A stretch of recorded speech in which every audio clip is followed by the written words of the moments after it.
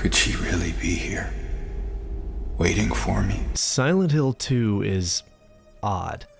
And I don't just mean as a game, I mean as a phenomenon.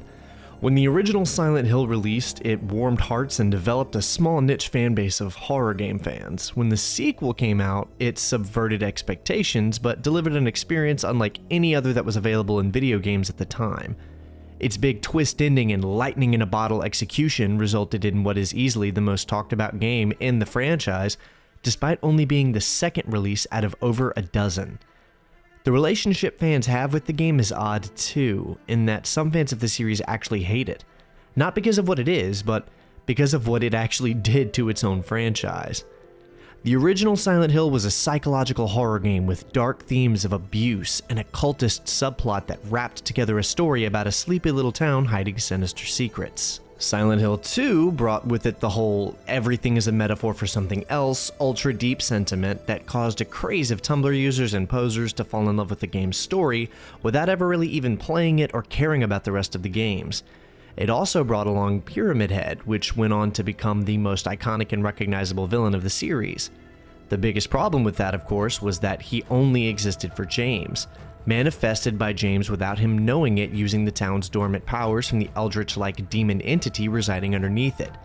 Because of its groundbreaking handling of James as a broken character facing down his demons, it placed a desperation on the franchise's Western-developed spin-offs to recreate its feeling and resulted in multiple facing your past style stories that, although despite some of the writing being arguably decent, fans just weren't interested in seeing. Silent Hill 3 is actually the direct sequel to Silent Hill 1, and both address the cult and godlike creature that supposedly resides underneath the town, awaiting someone to birth it and make it manifest.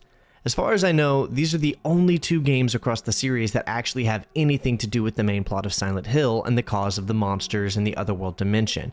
Well, also Silent Hill Origins, but some people don't even really consider that to be canon because some of the things that happen in that game actually contradict the original. Silent Hill 2, however, has next to nothing to do with that plot, and it ended up being way more popular in its execution of the town, by ignoring the main plotline and focusing instead on how it affects a character-driven story. My understanding is that all of the weird things that happen in these games come from the creature that Heather was pregnant with in Silent Hill 3, and that she was being offered up to as a child in Silent Hill 1. That creature is what latches onto someone and manifests a reality from their subconscious. I don't think this is confirmed, but it's kind of how I understood the games. I know some people hate when you explain the mystery though, and I'm not really entirely positive that this is what's happening, it's just kind of what I gathered from subtext. So the creatures we see in Silent Hill 1 are manifested from Alessa's subconscious as she struggles to cope with the memories of what they were going to do to her there. Like the Grey Children, who I think represent the kids at the school who may have bullied her or something. And the moth creature, who, as we see in her underground room, may represent the bugs she collected as depicted in that underground room. In 3, it's something similar, same with 4 and all of the spin-offs. And also, of course, in 2, where we see the town manifest monsters not only from James' subconscious, but also other characters like Angela. A lot of fans who initially loved Silent Hill 2 grew to hate it, because it sent the whole franchise off course by trying to recapture or emulate the narrative of James struggling with guilt. A story about an eldritch deity waiting to be birthed underneath a small town in Maine became a story about a sentient town that calls people to it so it can make them reconcile with their sins. It became about guilty people going there to walk through the metaphorical 9 circles of Dante's Inferno to see their sins made manifest, which fans of the first game didn't seem to care for after seeing it over and over again. This is going to be relevant, stay with me here. The first game's protagonist, Harry Mason, didn't have guilt and wasn't called to Silent Hill to face his sins. He was just a loose cannon who proved more capable than expected. It was Alessa being called to the town, and it wasn't the town itself calling her there. It was a cult making moves to cause it to happen. Same in the third game, where Heather, i.e. Alessa, isn't called to Silent Hill, she's goaded there by the remnants of that cult. But none of this is new if you're a fan to the series. Every video game essayist on YouTube has done an analysis on Silent Hill, so there isn't much new to say about the games that someone else hasn't already said in a better way than I can right now. With all of that setup done, now let's talk about the Silent Hill 2 remake and why it can't work. From the get-go, we know the Silent Hill 2 remake is coming from a bad place, which is very much so on brand for modern Konami. The decision to skip remaking Silent Hill 1 and jump straight to 2 is chasing the Resident Evil 2 remake money. They know Silent Hill 2 is their golden goose, and they aren't even going to bother with Silent Hill 1 first, because why would they when Silent Hill 2 is so much more beloved and relevant, despite the fact that a Silent Hill 1 remake would probably work a lot better. Still, there is some very real talent behind this game, with Akira Yamaoka, the composer for the original games, coming back to rescore the game himself, and Masahiro Ito back on leading the art direction. It's going to look and sound like Silent Hill 2 for all intents and purposes, because the original artist and sound designer are back to make sure of it. And since the original game's story is pretty timeless, we know the narrative is going to be good unless they screw it up by trying to rewrite it. Something I tremendously doubt they plan on doing. However, there is nothing that Bloober team can do that will make the fanbase like this remake. You can clearly see from the trailer that they're taking the game very seriously, and so the tone is also going to be very serious, which half the fanbase of the original is going to despise, because the campy delivery about eating pizza in a town full of monsters just isn't going to hit the same, assuming that it's even there. Because while millions of people love Silent Hill 2, I think most of those people don't love the whole of Silent Hill 2. They all love different parts of it, but not the other parts of it, and the remake simply cannot carry over all of it correctly. Some people adore the gameplay of Silent Hill 2, while others simply tolerate it for the atmosphere, but both will tell you how much they adore the game.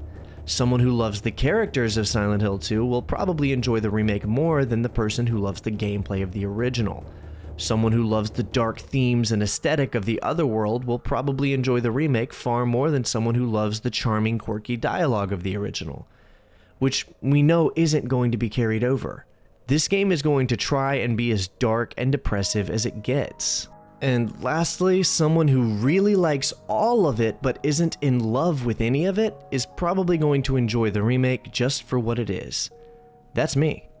I love Silent Hill, but I'm not in love with any particular part of it. I just kind of vibe with it all. I like all 4 of the original games, but the first is my favorite by a long shot. I own the English and the Japanese versions of all 4 original games on PS1 and 2 respectively, and I even enjoyed Silent Hill Downpour.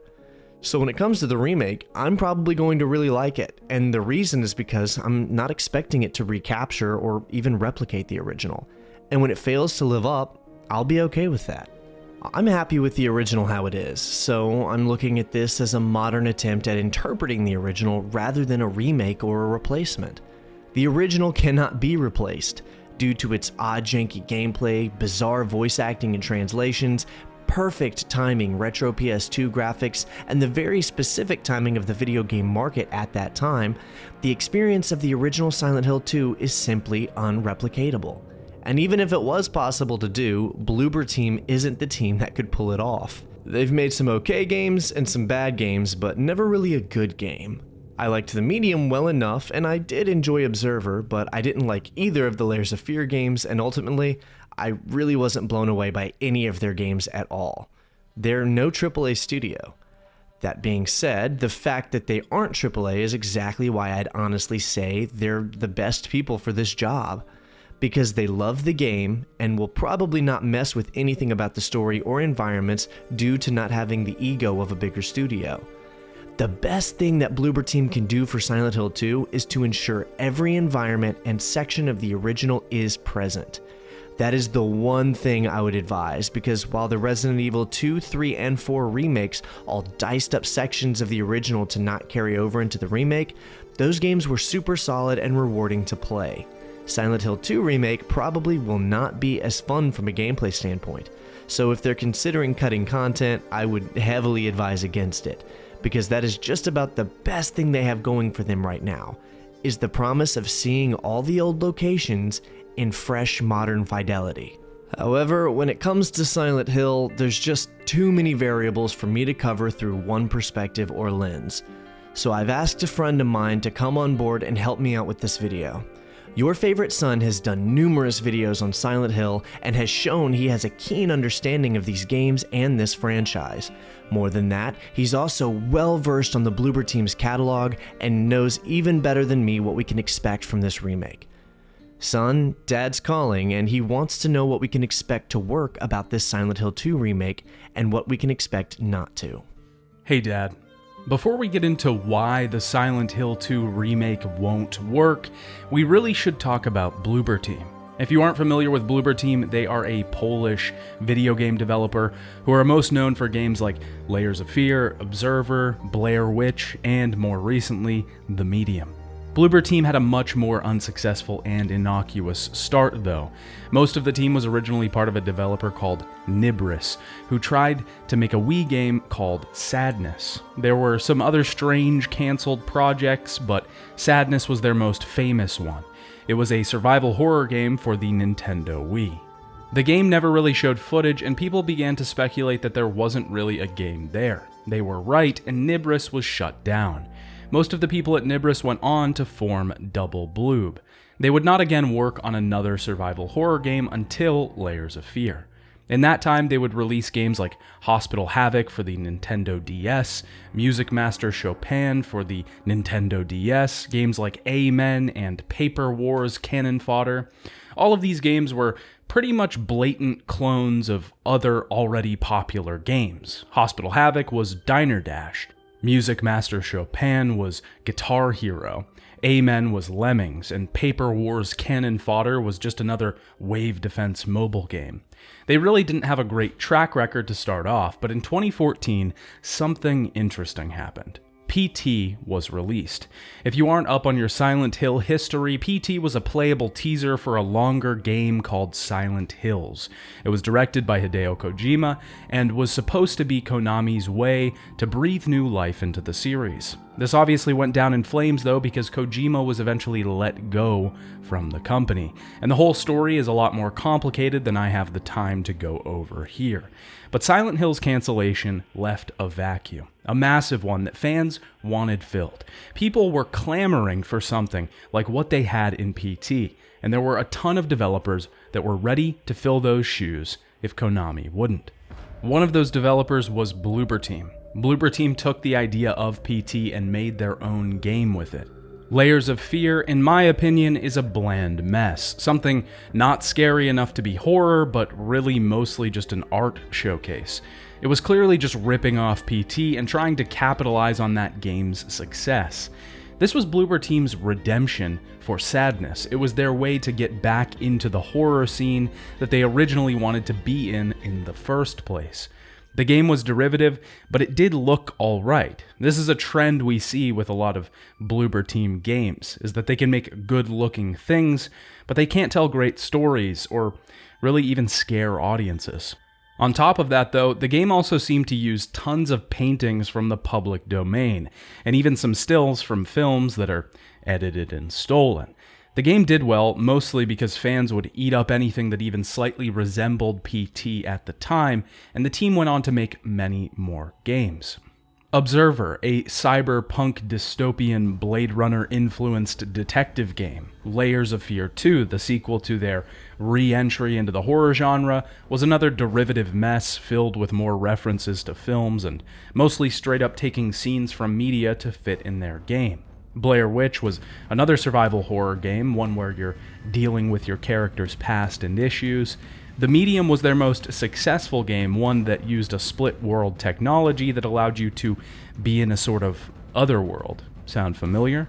In my opinion, most of Bloober Team's games are mid. They aren't very special, interesting, or unique.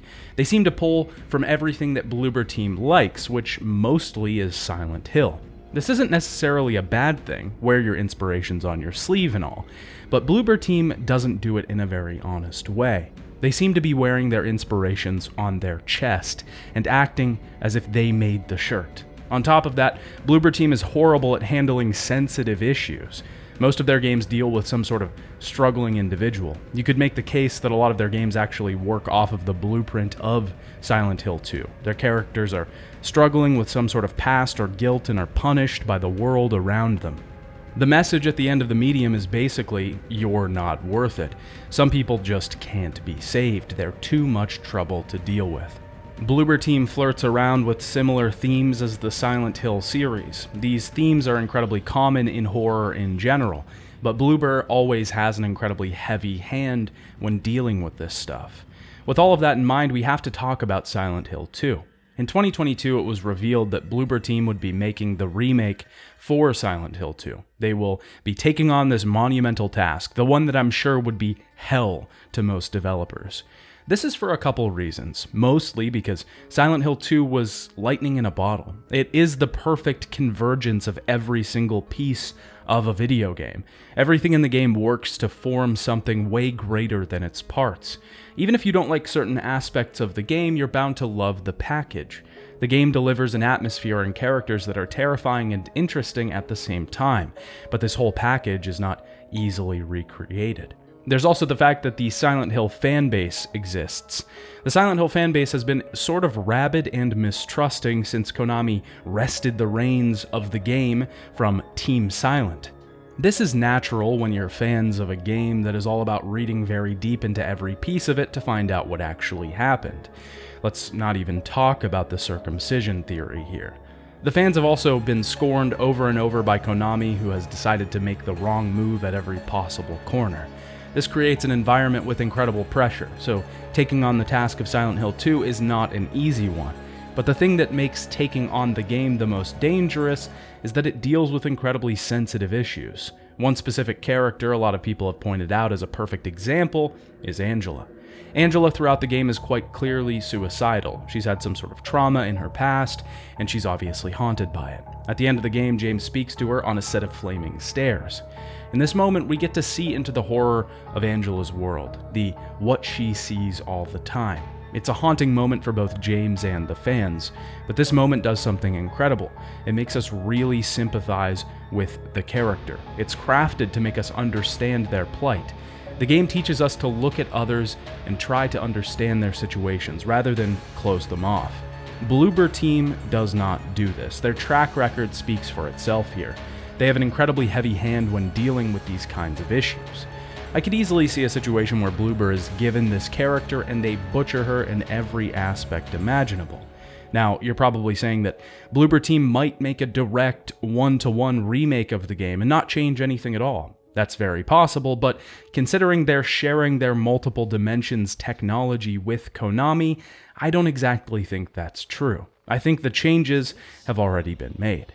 Bloober takes the same issues that others deal with tact and nuance and deliver an incredibly heavy hand. The reason why it's so disconcerting that Bloober could mess this incredible opportunity up is that remakes usually don't have this kind of pressure. Imagine a specific type of audience member, one who has never played Silent Hill before. They've heard many things about Silent Hill 2 and what a masterpiece it is, but they've never really been able to play it. Maybe they only play on modern consoles. Maybe they couldn't get the enhanced edition running on PC because they didn't feel like putting in the 20 minutes to figure it out. Maybe they didn't feel like paying $200 for a PS2 copy on eBay.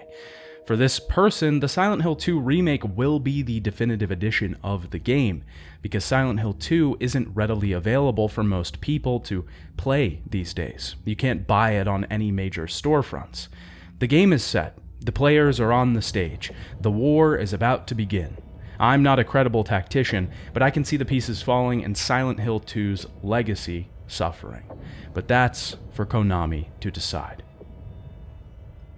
I agree with pretty much all of that, but most importantly, the last sentiment. Silent Hill 2 is coming back, regardless of who does or does not want it to. So if you're a fan of the series, casual or serious, I would recommend going into this one with the understanding that this game cannot and is not meant to replace the original. It is, at best, a modern reinterpretation. Bloober might not be the best devs in the world, but they've been chasing this opportunity for a really long time. So let's let them cook and see what happens.